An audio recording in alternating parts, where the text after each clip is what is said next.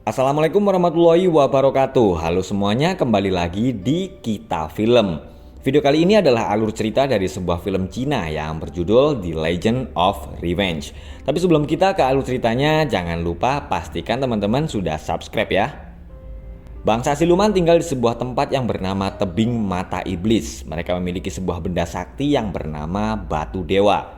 Batu yang bisa memberikan kekuatan dan keabadian bagi pemiliknya. Salah satu siluman yang bernama Zetian telah mengkhianati bangsa siluman dan mencuri batu dewa untuk dirinya sendiri. Dia lantas dihukum oleh Raja Siluman.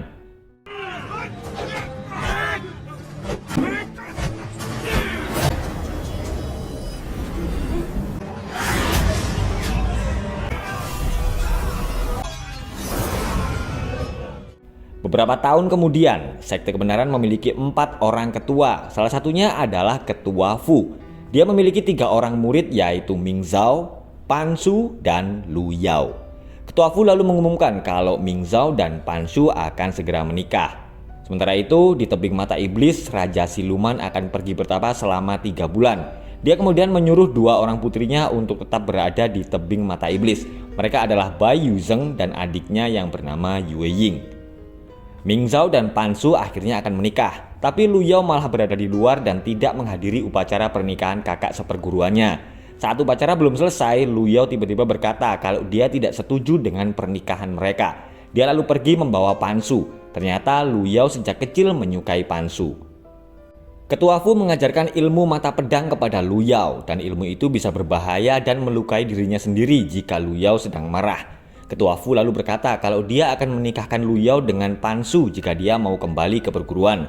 Ternyata Ming Zhao mendengar percakapan mereka. Pan Su menolak untuk menikah dengan Lu Yao dan tidak bisa meninggalkan Ming Zhao. Ming Zhao merasa frustasi dan kecewa dengan perkataan gurunya karena sejak kecil dia selalu mengalah dengan adik seperguruannya itu.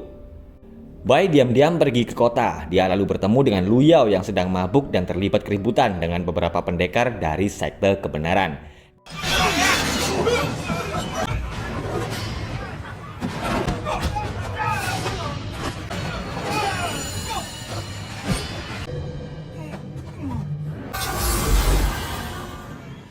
Bai meminta agar Lu Yao bergabung dengan bangsa siluman karena sekte kebenaran tidak akan menerimanya lagi.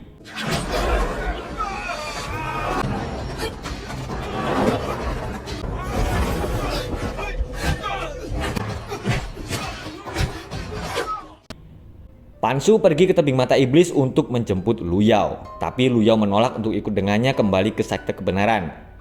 Dulu Ketua Fu membawa Lu Yao ke sekte kebenaran karena dia tahu ada yang istimewa di dalam diri Lu Yao. Dan ternyata Ketua Fu juga mempelajari ilmu siluman. Saat dia sedang bertapa, Ming Zhao diam-diam menyerangnya.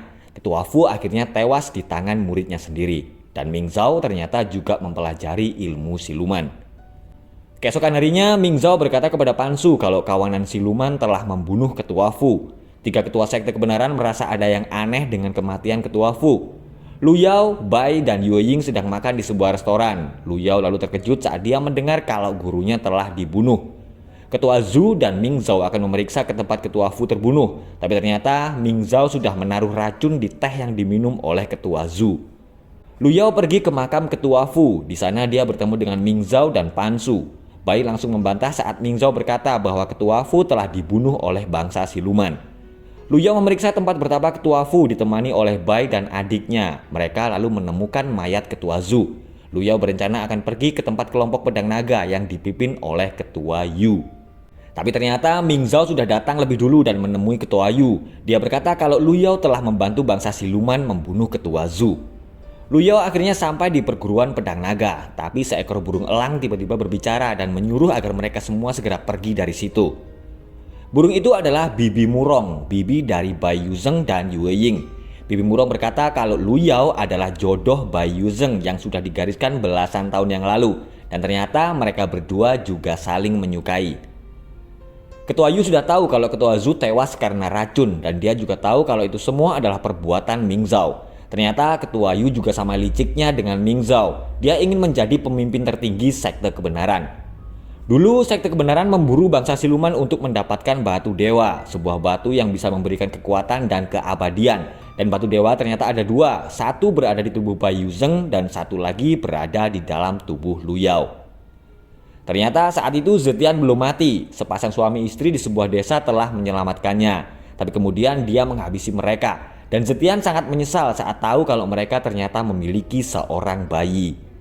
Zetian akhirnya mundur dari dunia persilatan dan merawat anak itu, tapi sekte kebenaran mengetahui keberadaan mereka.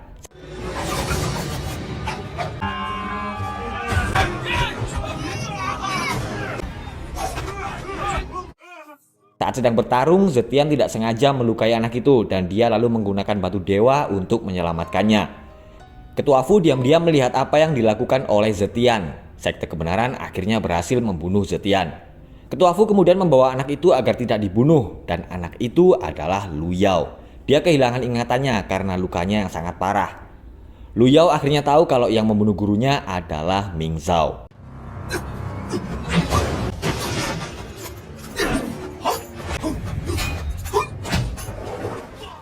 Sementara itu, Ming Zhao berhasil menjebak ketua Yu dan membunuhnya. Pan Su datang dan melihat kondisi Ming Zhao yang sedang sekarat. Tapi Ming Zhao yang sudah dikuasai oleh hawa siluman dengan licik mengambil kekuatan Pan Su agar dia bisa selamat. Lu Yao dan Bai menemukan Pan Su yang sedang terluka parah. Pan Su lalu memberikan ilmunya kepada Lu Yao sebelum akhirnya dia meninggal.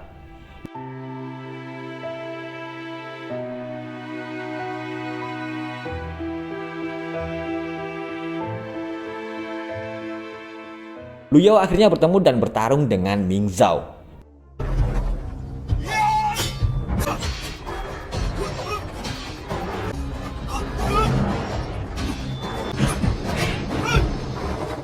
Ming Zhao yang merasa dirinya sudah dikuasai oleh siluman lalu memberikan ilmunya kepada Lu Yao dan dia lalu bunuh diri dengan menceburkan dirinya ke dalam kolam magma. Ketua Fu ternyata belum mati. Dia menyerang Lu Yao dan mengambil batu dewa. Ternyata selama ini dia memang bersembunyi di situ untuk menunggu Lu Yao lengah agar bisa mendapatkan batu dewa. Bai Yongze akhirnya mengeluarkan batu dewa dari dalam tubuhnya dan memberikannya kepada Lu Yao. Yu Ying tiba-tiba datang dan menyerang ketua Fu, tapi sayang dia justru harus kehilangan nyawanya. Lu Yao akhirnya menyatukan 3 jurus untuk melawan ketua Fu.